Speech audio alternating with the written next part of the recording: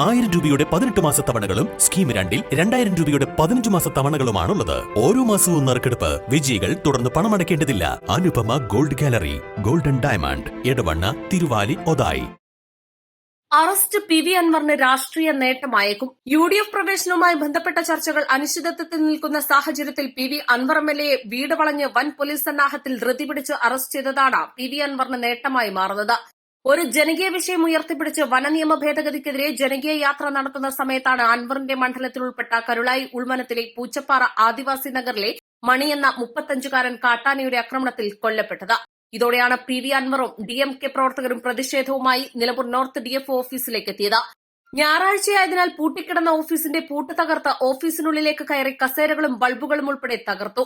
ഈ സംഭവത്തിലാണ് MLA-യെ ഒന്നാം പ്രതിയാക്കി 11 പേരുടെ പേരിൽ പോലീസ് കേസെടുത്തത്. കോൺഗ്രസ് നേതാക്കളായ KPCC പ്രസിഡന്റ് K. സുധാകരൻ, മുൻ ആഭ്യന്തരമന്ത്രിമാർ കൂടിയായ രമേശ് ചെന്നിത്തല, തിരുവഞ്ചൂർ രാധാകൃഷ്ണൻ, മുസ്ലിം യൂത്ത് ലീഗ് നേതാവ് PK ഫിറോസ് എന്നിവർ അൻവറിന്റെ അറസ്റ്റിനെതിരെ രംഗത്ത് വന്നു കഴിഞ്ഞു. അൻവറിനോട് ഇടഞ്ഞു നിൽക്കുന്ന പ്രതിപക്ഷ നേതാവ് VD സതീശനും MLA-യെ അറസ്റ്റ് ചെയ്ത രീതിയെ വിമർശിച്ച് രംഗത്തെത്തിയിട്ടുണ്ട്. 17-ന് നിയമസഭ നടക്കാനിരിക്കെ പ്രതിപക്ഷം ഇത് രാഷ്ട്രീയ വിഷയമാക്കുമെന്ന കാര്യത്തിൽ സംശയമില്ല. East live, Nilambur.